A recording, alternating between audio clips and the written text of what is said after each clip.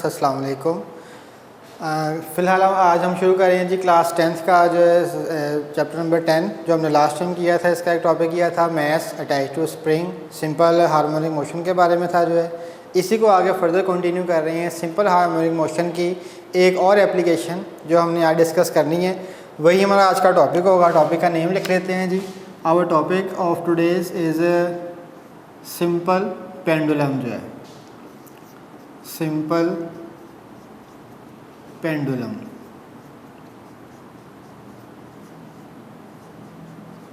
इसमें भी dear students हमने जो है वो प्रूव यही करना है कि क्या इसका भी मोशन जो है वो सिंपल हार्मोनिक मोशन है या नहीं। और ये भी जो क्वेश्चन है ये लॉन्ग क्वेश्चंस की कैटेगरीज में आता है। It is fall in a long questions. ये लॉन्ग क्वेश्चन के तौर पर पूछा जाता है आपसे जो है कि prove that the motion of a simple pendulum is a simple harmonic motion. आपने प्रूव करना है कि क्या सिंपल पेंडुलम का जो मोशन है वो सिंपल हार्मोनिक मोशन है या नहीं है। जो है तो इसमें सबसे पहले स्टार्टिंग में बताते हैं कि what is a simple pendulum. Simple pendulum होता क्या है। It consist of a small bob. ये आपके पास एक स्मॉल बॉब पे कंसिस्ट करता है और विच इज़ अटैच्ड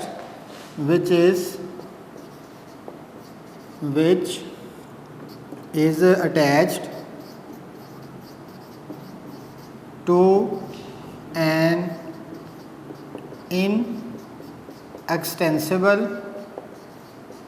स्ट्रिंग, जो कि अटैच किया जाता है एक इनएक्सटेंसिबल स्ट्रिंग के साथ। इनएक्सटेंसिबल स्ट्रिंग क्या होगी, जिसमें कोई लचक नहीं होती, जिसमें आपके पास क्या है थोड़ी सी एक्सटेंशन होती है, उसमें हमने क्या किया तो उसको अटैच किया होता है। That is called inextensible string. जो है तो उसमें हमने बताना क्या है कि it is a small ball. छोटे से बॉल की तरह का ये होता है जो अंदर से होलो नहीं होता है, just like a hard ball. जैसे हार्ड बॉल होती है उस तरह का ये होता है। जो है इसे हमने अटैच किया होता है एक इनएक्सटेंसिबल स्ट्रिंग जिसमें कोई लचक नहीं है, इस तरह की रस्सी के साथ अटैच किया होता है। विच इज़ फिक्स्ड, जिसको हमने क्या किया होगा, फिक्स्ड एट अपर एंड, जो कि अपर एंड से क्या होगी, फिक्स्ड होगी। It is called simple pendulum. इसकी डायग्राम ड्रा करते हैं। डायग्राम से ज़रा क्लियर होगा कि पेंडुलम किस तरह का होता है। जैसे आप सिंपल घरों में देखते हैं वो कई वॉचेज़ होती हैं, वो जो उसका पेंडुलम होता है जो मूव करता है उसका जो पेंडुलम है, और इसका जो है वो डायग्राम तकरीबन ऑलमोस्ट सेम है, मोशन इसका तकरीबन सेम है। यही हमने क्या करना है यहाँ पे अगेन ड्रा करनी है इसके डायग्राम, और हम बताएंगे कि इसका जो मोशन है क्या वो सिंपल हार्मोनिक मोशन है या नहीं। उसके लिए ज़रा आपको रिमाइंड करवा दूँ, लास्ट टाइम भी मैंने आपको यही बताया था। उसकी एक इक्वेशन थी, वो इक्वेशन आपने प्रूव करनी होती है। अगर वो इक्वेशन प्रूव हो जाती है तो हम कह सकते हैं कि इसका मोशन जो है वो सिंपल हार्मोनिक मोशन है।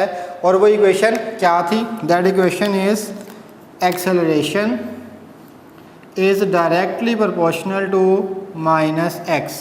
कि एक्सेलरेशन जो है वो -x के ऑलवेज डायरेक्टली प्रोपोर्शनल होता है। This is the mathematical form of SHM। ये SHM की मैथमेटिकल फॉर्म है। अब हम ड्रा करते हैं इसकी डायग्राम। जब डायग्राम ड्रा की जाएगी तो इसको हम इजीली ड्रा कर देते हैं। ये आपके पास कोई फिक्स सरफेस हमने ड्रा कर ली। It is a fix surface. It is an inextensible string. This is the bob. ये हमने बॉब अटैच कर दिया जिसका मैस आपके पास कितना था, m उसका मैस था। ठीक है। It is a small, it consist of a small bob. ये स्मॉल बॉब है which is attach to an inextensible string, जिसको हमने एक इनएक्सटेंसिबल स्ट्रिंग के साथ अटैच किया हुआ है। जो है फिक्स्ड एट अपर एंड, इसका जो अपर एंड है वो क्या होगा, फिक्स होगा। And the other and is attach with the Bob of pendulum. जो है अब यहाँ पे हमने ये बताना है, इसकी लेबलिंग करेंगे कि this position is called mean position. ये जो पोजीशन बनाई है यहाँ पे, this position is called mean position. कि मीन पोजीशन क्या चीज़ है। अच्छा, मीन पोजीशन के बारे में एक बात आपने हमेशा याद रखनी है। It is that position where the body does not move. कि वो आगे पास पोजीशन जहाँ पे बॉडी मूव नहीं कर रही होती, उस पोजीशन का नाम हमने क्या रखा हुआ है जी, मीन पोजीशन। जो आप देखें यहाँ पे ये बॉडी मूव नहीं कर रही है अभी। अगर मूव नहीं कर रही है, बॉडी रेस्ट में है, इट मीन्स कि this position is called its mean position. जो है तो वो उसकी क्या होती है, मीन पोजीशन होगी। अब हम क्या करते हैं, इस बॉडी को फोर्स लगाते हैं और फोर्स लगा के इस बॉडी को हम इसकी एक अनदर एक्सट्रीम पोजीशन तक लेकर जाते हैं। ये अगेन में ऐसा में हो गया, और इसकी यहाँ पे भी एक अलग से डायग्राम हम ड्रा कर देते हैं। एक इसकी ये वाली एक्सट्रीम पोजीशन हो गई। It means it has two extreme position. इसकी दो एक्सट्रीम पोजीशंस हैं, यहाँ पे साथ मेंशन कर देते हैं कि it is it's extreme position, कि ये इसकी एक्सट्रीम पोजीशन है। And this one is also it's extreme position. जो ये वाली है ये भी इसकी क्या है, एक्सट्रीम पोजीशन है। ठीक है, अब हमने क्या करना है, फोर्स लगानी है। फोर्स लगा के इस पेंडुलम को हम यहाँ से यहाँ पे मूव करवा के लेकर आए, और हमने यहाँ पे आगे इसको छोड़ दिया। ये बॉडी क्या करेगी, मूव करेगी इन दिस डायरेक्शन जो है। जब ये बॉडी मूव करेगी हमने ये बताना है कि क्या इसका मोशन SHM है, सिंपल हार्मोनिक मोशन है या नहीं है। ये हमारा आज का जो टॉपिक है, हमने ये प्रूव करना है कि इसका मोशन सिंपल हार्मोनिक मोशन है। उसके लिए मैंने बताया यही क्वेश्चन हम क्या करेंगे, प्रूव करेंगे। अगर ये क्वेश्चन प्रूव हो जाती है तो इसका मोशन जो है वो क्या हो जाएगा, सिंपल हार्मोनिक मोशन प्रूव्ड हो जाएगा जो है। इसको आगे फर्दर कंटिन्यू करते हैं। इन पॉइंट्स के नेम दे देते हैं जी। This point is named as a O, this point is named as a A, and this point is named as a point B। The distance between O and A and O and B is equal to x. This is distance is equal to x. Both directions, both distances have equal distance. O से B तक भी distance x के equal है, और O से A का distance भी x के इक्वल है। अब नेक्स्ट हमने बताना है जो आगे पास लेंथ ऑफ स्ट्रिंग है वो आगे पास किसके इक्वल है, स्मॉल l के इक्वल। और इसमें जो टेंशन है आपके पास है, इसमें भी टेंशन T, इसमें भी टेंशन क्रिएट होगी T, और इसके अंदर भी आगे पास टेंशन T ही क्रिएट होगी, which is in vertically upward direction जो है। अब हमने क्या बनाना है, हमने बताना है कि क्या इसका मोशन सिंपल हार्मोनिक मोशन है। तो हम यहाँ पे ड्रा करते हैं। पहले हमने फर्ज कर लिया इस बॉडी का जो वेट है, weight is equal to mg। ठीक है जी, ये हम क्लास 9 में पढ़ चुके हैं कि जो वेट था उसका जो मैस है, उसका जो फार्मूला है वो किसके इक्वल था, मैस के और ग्रेविटी के इक्वल था जो है। तो W इक्वल टू mg। अब जाहिर बात है बॉब है उसका मैस तो होगा, और मैस की डायरेक्शन हमेशा किस तरफ को होती है, वर्टिकली डाउनवर्ड होती है। तो इसका मैस का आपके पास वेट हमने ड्रा कर दिया। अब वेट क्या चीज़ है, it is a vector quantity. अगर आपके पास वेट एक वेक्टर क्वान्टिटी है तो ये भी हम क्लास 9 में चैप्टर 4 में पढ़ के आ चुके थे कि एक वेक्टर को उसके कंपोनेंट्स में कैसे रिजॉल्व किया जाता है। देखें ज़रा यहाँ पे आपको ज़रा दोबारा थोड़ा सा रिवाइज़ करवा दूँ कि अगर फ़र्ज़ करते हैं ये आपके पास y एक्सिस और x एक्सिस है, ये x एक्सिस है, ये y एक्सिस है, और ये एक वेक्टर है लेट अस सपोज f। तो इसके दो कंपोनेंट्स हमने ड्रा किए थे वहाँ पे। दो कंपोनेंट्स कौन कौन से थे, हमने कहा था जो ये कंपोनेंट है, this component is called fx and this component is called fy. It means के a vector quantity has its two components। के दो components हमने ड्रा किए थे, एक x component और एक y component। जो x component है वो किसके इक्वल था, f cos थीटा के इक्वल, और जो y component था वो किसके इक्वल था, f sin थीटा के equal. fy is equal to f sin theta. It means कि यहाँ भी आगे बाद डायरेक्शन थोड़ी सी डिफरेंट है। ये डायरेक्शन ऐसे थी, इसको हम इस तरीके से ड्रा कर रहे हैं, वेक्टर डाउनवर्ड है। इसके अब यहाँ पे दो कंपोनेंट्स बनेंगे, एक कंपोनेंट्स ये वाला और एक कंपोनेंट ये वाला। अब देखें अगर हमारी जो रेफरेंस लाइन है वो हमारे पास कौन सी है, इस लाइन को अगर हम रेफरेंस लाइन कंसीडर कर रहे हैं जो है, तो इसके मुताबिक जो ये वाला कंपोनेंट है वो उसके क्या है, परपेंडिकुलर है। It means it is a y component and that component is called x component. ये जो कंपोनेंट है इसे हम कह रहे हैं x component. It is equals to m g cos theta and this component is called m g sine theta. This one is called y component and this one is called x component. ये x component है, ये y component है। किस vector का, W is equal to m g. ये जो vector है इसके दो कंपोनेंट्स हमने ड्रा कर लिए, एक एक्स कॉम्पोनेंट और एक वाई कॉम्पोनेंट, जैसे कि हमने क्लास 9 में सीखा था कि एक वेक्टर को उसके कॉम्पोनेंट्स में कैसे रिजॉल्व किया जाता है। इसके दो रेजोल्यूशन पार्ट्स बने थे, एक एक्स कॉम्पोनेंट और एक वाई कॉम्पोनेंट जो है। इसी को फर्दर कंटिन्यू कर रहे हैं, इसको जस्ट अंडरस्टैंडिंग के लिए आपको बताया था। उसी डायग्राम में हमने बताना है कि क्या इसका मोशन जो है वो सिंपल हार्मोनिक मोशन है या नहीं जो है। डायग्राम आपको मैंने डिस्कस कर दी। इसमें आगे पास एक ट्रायंगल बन रही है। ट्रायंगल कौन सी है? ओ ए, और इस पॉइंट का हम नाम रख देते हैं C. This point is named as C and this one is angle theta. O A C, ये आपके पास एक ट्रायंगल बन रही है और इस ट्रायंगल में ज़ाहिर बात है आपके पास राइट एंगल ट्रायंगल है। एक एंगल 90 का होगा जो है और एक हाइपोटेनियस है। वो आगे जब कैलकुलेशन करेंगे तो वो वहाँ पे डिस्कस करेंगे कि इसकी आपके पास जो कैलकुलेशन कैसे करवाई जाती है जो है। अच्छा, अब स्टार्टिंग में बता रहे हैं इसकी कैलकुलेशन में। सिंपल पेंडुलम की डेफिनेशन हो गई, इसकी डायग्राम हो गई। डायग्राम बेटा जी इसकी मेन अंडरस्टैंडिंग है और ये क्वेश्चन में लाजमी आपने ड्रा करनी है। डायग्राम समझ आएगी तो आगे कैलकुलेशन होगी, ठीक है। डायग्राम को आपको दोबारा एक दफ़ा समझा देता हूँ। हमने एक फिक्स सरफेस ली, एक स्ट्रिंग ली, बॉब ली, उसको अटैच कर दिया। This position is called its main position because at this position body is at rest. अगर वो रेस्ट में है जिस पोजीशन पे, उस पोजीशन को हम कहते हैं मेन पोजीशन। बॉडी को प्लेस किया, हमने फोर्स लगाई, फोर्स लगा के उसको मूव करवा दिया हमने इस पॉइंट पे जो है। अब जब बॉडी यहाँ से मूव करके इस पॉइंट पे आएगी ओ से ए की तरफ, तो यहाँ पे हम इस पर फोर्स लगाएंगे and that force is equal to m g sine theta के इक्वल, क्योंकि उसका वर्टिकल कंपोनेंट वही होगा जो है। अब जब हम इसे मूव करवा लिया, यहाँ पे इसको रिलीज़ किया, हमने छोड़ा इसको, it will move toward it's mean position from extreme position. जब वो एक्सट्रीम से मीन पोजीशन की तरफ वापस आएगी तो हमारे पास वहाँ पे फोर्स कौन सी होगी? रीस्टोरिंग फोर्स, जो हमने कल भी पढ़ी थी कि रीस्टोरिंग फोर्स होगी वो वाली। अब वो रीस्टोरिंग फोर्स क्या करेगी? इस बॉडी को मूव करवाएगी and this body does not stop it's mean position. ये अपने मीन पोजीशन पर आगे रुकेगी नहीं।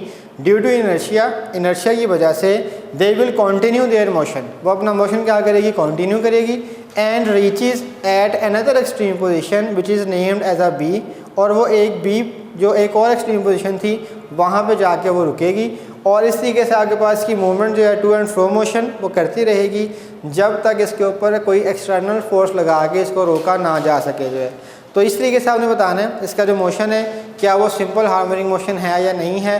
डायग्राम की अंडरस्टैंडिंग मैंने आपको बता दी, ये ज़्यादा कंपलसरी है, ज़रूरी है। यह अगर आप अंडरस्टैंडिंग करेंगे तो आपको नेक्स्ट जो है वो समझ आएगी इसकी जो है।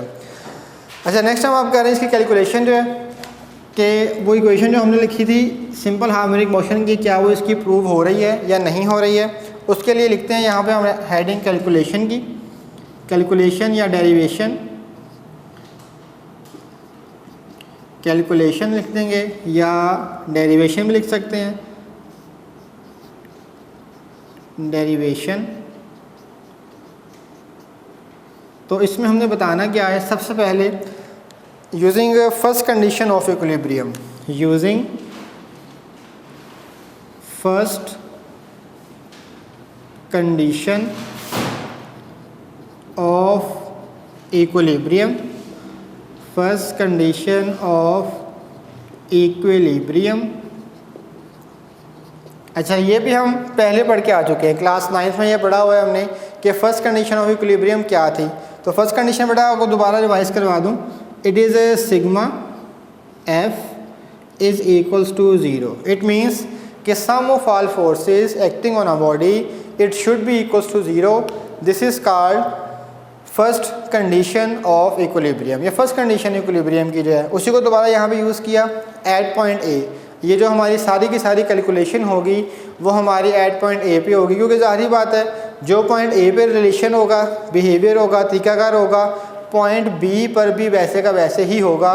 तो हमने एक पॉइंट पे इसको कंसिडर कर लिया, वहाँ पे इसको हम क्या कर लेते हैं, सॉल्व कर लेते हैं जो है। तो हमने कहा पॉइंट ए पे सिग्मा एफ देखते हैं किसके इक्वल बनता है। देखें यहाँ पे ये हमारी रेफरेंस लाइन है, इस रेफरेंस लाइन पे accordingly two forces are acting. Two forces कौन कौन सी हैं? One force is tension T, ये जो आपके पास टी है it is a tension force, tension force है ये आपके पास अपवर्ड डायरेक्शन में लग रही है। और दूसरी फोर्स है m g cos theta which is the x component of weight of the bob, जो कि बॉब का एक्स कंपोनेंट था, इससे हम क्या कहते हैं m g cos theta. Both है ऑपोजिट डायरेक्शन, सो इसे हम ऐसे लिखेंगे T plus minus m g cos theta is equals to 0।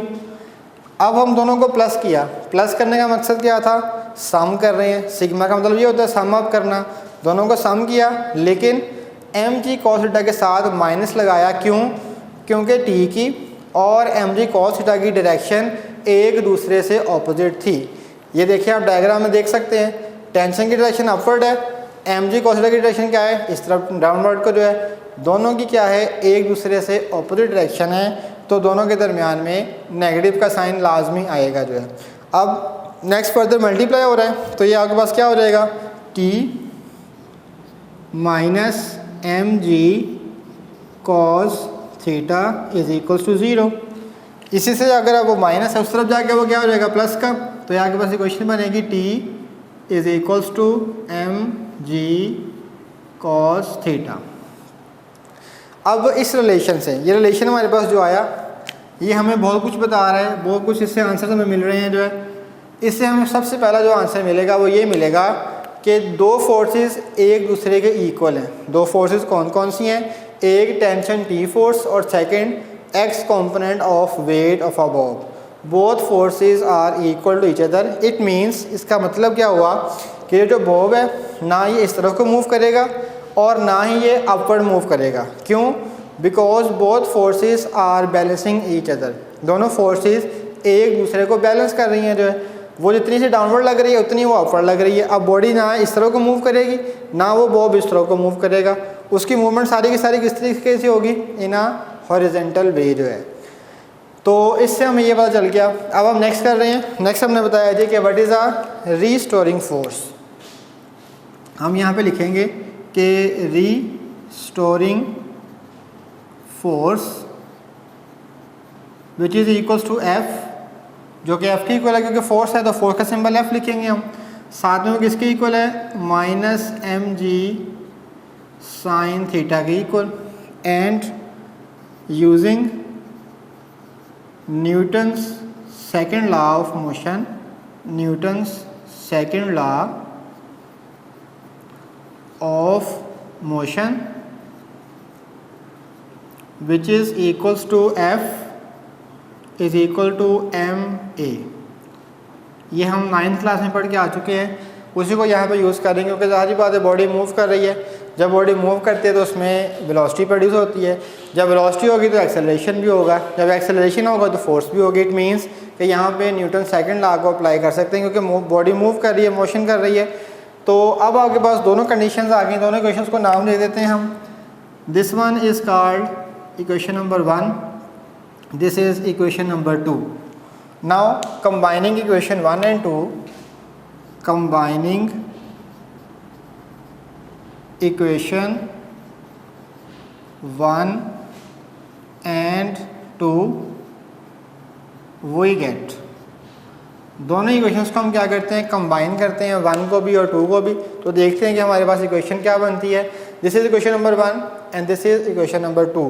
Now we are combining these equations. As a result, m a is equals to minus m g sin theta। ये किस तरीके से आया, आप ऐसे भी कह सकते हैं कि आपने ये जो f की वैल्यू थी, f किसके इक्वल था, m a के इक्वल। आपने जो f की वैल्यू m a थी इसको आपने प्लेस कर दिया इस इक्वेशन में, f की जगह पे क्या आ गया, m a, और ये वाली इक्वेशन सारी की सारी वैसे की वैसे ही हमने लिख दी जो है। अब यहाँ पे देखें, ये m और ये m आपस में कटिंग हो जाएगी, यहाँ पे ये मल्टीप्लाई हो रहा है, यहाँ पे क्या होगा, डिवाइड होगा। तो हम लिख देते हैं यहाँ पे कि इन दोनों को m से हमने क्या कर दिया, क्रॉस कर दिया, कट कर दिया जो है। बाकी रिलेशन आगे पास क्या बचेगा, acceleration is equals to minus g into sine theta जो है। अच्छा, इसके बाद नेक्स्ट अब आ रहा है साइन थीटा। साइन थीटा आपके पास क्या है, एक ट्रिग्नोमेट्रिक रेशियो है which is applied on a right angle triangle. ये भी हम क्लास 9th में पढ़ के आ चुके हैं, चैप्टर नंबर 4 में रेजोल्यूशन ऑफ फोर्स के अंदर। ये आपके पास ट्रिग्नोमेट्रिक रेशियो है और ये सिर्फ उस पर अप्लाई होती है जो कौन सा आपके पास रेशियो आपके पास बनेगी, trigonometric ratios and applied on a right angle triangle. आप देखें डायग्राम में वापस आते हैं, ये आपके पास एक मैंने बताया था ट्राइंगल ओ ए सी, यहाँ पे लिखेंगे in triangle O A C, in triangle O A सी के डायग्राम में जो आपके पास ट्राइंगल बन रही थी ओ ए सी जो है, इसमें जो साइन थीटा अगर हम लगाते हैं तो वो जो साइन थीटा वो किसके इक्वल होगा, sine theta is equals to perpendicular over hypotenuse. ठीक है, यही था आपके पास जो है। अगर हम ड्रा करते हैं एक जनरल डायग्राम ड्रा करते हैं, ये आपके पास फर्ज करते हैं एक राइट एंगल ट्राइंगल है, जस्ट फॉर अंडरस्टैंडिंग, सिर्फ अंडरस्टैंडिंग के लिए आपको बता दूं कि परपेंडिकुलर कौन सी लाइन होती है और हाइपोटेनियस कौन सी लाइन होती है, बेस कौन सी लाइन होती है। जहाँ पे एंगल थीटा बन रहा है उस थीटा के बिल्कुल सामने जो लाइन बनती है that line is called perpendicular. इस लाइन को हम क्या कहेंगे, it is line as a name perpendicular, this line is hypotenuse and this line is base. ठीक है, तीन लाइनें बन गई हमारे पास, परपेंडिकुलर थीटा के बिल्कुल सामने और हाइपोटेनियस, और जो बाकी रिमेनिंग बची वो बेस होगी। अब यहाँ पे जो ट्राइंगल है थोड़ी सी टेढ़ी बनी हुई है, तिरछी बनी हुई है, इसको समझने के लिए हम कैसे बताएंगे कि इसके जो सामने लाइन है ये वाली, this is called perpendicular, this line is called hypotenuse and this line is called base. ये जो लाइन है आपके पास ये लाइन बेस है, ये जो लाइन है this is called perpendicular and this line is called hypotenuse. तो यहाँ से हमने दो वैल्यूज़ ली कि जो परपेंडिकुलर है वो किसके इक्वल आ रहा है, perpendicular is equal to x and hypotenuse is equal to T और base is equal to length. अगर आपके पास ये टी के इक्वल है इसकी लेंथ भी वही होगी, it is also equals to small l, क्योंकि जो आपके पास स्ट्रिंग है वो क्या थी, इनएक्सटेंसिबल थी, उसमें लचक नहीं थी। अगर आप क्या करते हो इस पेंडुलम को मूव करवा के यहाँ पे ले आते हो तो जो उसकी स्ट्रिंग की लेंथ है वो लेंथ चेंज नहीं होगी, लेंथ उतनी की उतनी रहेगी जो है, क्योंकि उसके अंदर कोई भी एक्सटेंशन नहीं थी जो है, it is inextensible string. तो आगे पास वहाँ से अब फॉर्मूला ये बनेगा sine theta is equal to perpendicular over hypotenuse. Perpendicular किसके इक्वल है, एक्स के इक्वल, और हाइपोटेनियस किसके इक्वल है, एल के इक्वल। इट मीन्स के साइन थीटा किसके इक्वल आ गया, एक्स ओवर एल के इक्वल आ जाएगा। अब ये फॉर्मूला उसमें पुट कर रहे हैं तो हम लिखेंगे कि above equation becomes, above equation becomes, a वैसे का वैसे ही आ जाएगा, acceleration is equals to minus g, और साइन थीटा की जगह पे क्या आ जाएगा, एक्स ओवर एल। जी, जो एक्सेलरेशन है वो किसके इक्वल आ जाएगा, इक्वल टू वैसे का वैसे ही, माइनस ही भी वैसे ही आ जाएगा, और साइन थीटा वो किसके इक्वल था, एक्स ओवर एल के इक्वल जो है। अब यहाँ से फर्दर कंटिन्यू करेंगे, माइनस जी, जी यहाँ पे क्या चीज़ है, ग्रेविटेशनल एक्सेलरेशन जो कि कांस्टेंट वैल्यू है जो है, और जो लेंथ है वो भी कांस्टेंट है, इन दोनों को कंबाइन कर दिया, और जो एक्स है उसको हमने अलग से रिप्लेस कर दिया, उसको एक साइड पे रहने दिया। अब देखें जी ओवर एल, जी भी कांस्टेंट है और एल भी कांस्टेंट है, इन दोनों की जगह पे मैं यहाँ पे प्लेस करूँगा एक वर्ड कांस्टेंट का, कि both have constants, gravitational acceleration and length of a string both have a constant values. So x और ये ए वैसे का वैसे ही आ जाएगा। अब देखें यहाँ पे कांस्टेंट्स को और इक्वालिटी को जब हम रिप्लेस करेंगे तो इसकी जगह पे साइन आता है डायरेक्टली प्रोपोर्शनल का जो है, वही हम यहाँ पे दोबारा लिखेंगे, इट इज़ डायरेक्टली प्रोपोर्शनल, ये माइनस वैसे का वैसे ही, ये वाला एक्स भी यहाँ पे ऐसे का ऐसे लिख देंगे। तो यहाँ से आगे पास आंसर क्या बनेगा इसका कि acceleration is always directly proportional to its mean position. So it is proved कि its motion is simple harmonic motion. तो ये लिहाजा प्रूव्ड हो गया कि जो पेंडुलम का मोशन है वो भी कौन सा मोशन है, एक सिंपल हार्मोनिक मोशन ही है। इसके बाद नेक्स्ट हमने बताना है इसका टाइम पीरियड का रिलेशन, कि what is the relation for its time period, कि अगर हमने पेंडुलम का टाइम पीरियड कैलकुलेट करना है तो उसके लिए हम किस रिलेशन को यूज़ करेंगे, जैसे मैंने आपको पहले बताया था मास अटैच टू स्प्रिंग है, उसके लिए जो आपके पास पेंडुलम था उसका फॉर्मूला आपके पास डिफरेंट था, इसके लिए फार्मूला डिफरेंट होगा। ये आपके पास थर्ड फार्मूला आ रहा है जो आपने याद करना है टाइम पीरियड के लिए। दोबारा याद करवा दूँ, पहले हमने पढ़ा था general formula capital T is equal to 1/f। 1/f means 1 frequency. उसके बाद मास अटैच टू स्प्रिंग के लिए था T is equal to 2π√m/k। और ये जो आपके पास थर्ड आ रहा है इसमें पहले आप डेफिनेशन लिखेंगे टाइम पीरियड की। दोबारा रिवाइज करवा दूँ, ये आप सब के लिए एक ही डेफिनेशन है तीनों टॉपिक्स के लिए। The time required to complete one vibration is called time period. और इसका जो फार्मूला है capital T is equals to 2π√L/g। अब इसमें भी जैसे आपको कल मैंने बताया था लास्ट टॉपिक में कि उसका जो टाइम पीरियड है सिर्फ एक वैल्यू पर डिपेंड करता है। यहाँ भी सिंपल वही चीज़ है, 2 की वैल्यू, पाई की वैल्यू और g की value all are constant values. इनकी वैल्यूज़ क्या है, कांस्टेंट है, वो चेंज नहीं होती हैं। g की वैल्यू आपको पता है अर्थ पे 10 ही है तो वो 10 ही रहेगी जो है। पाई की वैल्यू 22/7 है, उतनी की उतनी ही रहनी है वो जो है। 2 जो है वो खुद एक कांस्टेंट है। इट मीन्स के time period only depends on length of pendulum. अगर लेंथ ऑफ पेंडुलम चेंज किया जाएगा तो आगे पास उसका टाइम पीरियड भी क्या होगा, चेंज करेगा, वेरी करेगा जो है। तो ये आगे पास इसको पूरा का पूरा टॉपिक था। इसमें आपको स्टार्टिंग में देख लूँ डायग्राम इसमें लाजमी ज़रूरी आपने बनानी है। डायग्राम होगी, कैलकुलेशन है, इसकी कैलकुलेशन मैंने आपको बता दी, इजी कैलकुलेशन है। और हर चीज़ में सेकंड क्वेश्चन हम लॉन्ग क्वेश्चन कर रहे हैं ये वाला, इसमें भी हमने यही प्रूव किया कि इसका मोशन भी सिंपल हार्मोनिक मोशन है। लास्ट और टाइम पीरियड का फॉर्मूला ये आपसे अलग से ही पूछा जा सकता है कि right relation of time period of simple pendulum. तो ये फार्मूला और डेफिनेशन आपने साथ में याद करनी है जो, ठीक है जी। तो ये ना डियर स्टूडेंट्स हमारा आज का टॉपिक था। लॉन्ग क्वेश्चन के लिए आपके पास मैंने बताया स्टार्टिंग में लिखा भी है कि लॉन्ग क्वेश्चन आएगा, डेफिनेशन सिंपल पेंडुलम की, diagram, calculation, each and everything आपने इसी तरीके से पेपर्स में लिख कर आनी है। इसी के साथ हमारा आज का टॉपिक जो है कंप्लीट होता है। अल्लाह हाफ़िज़।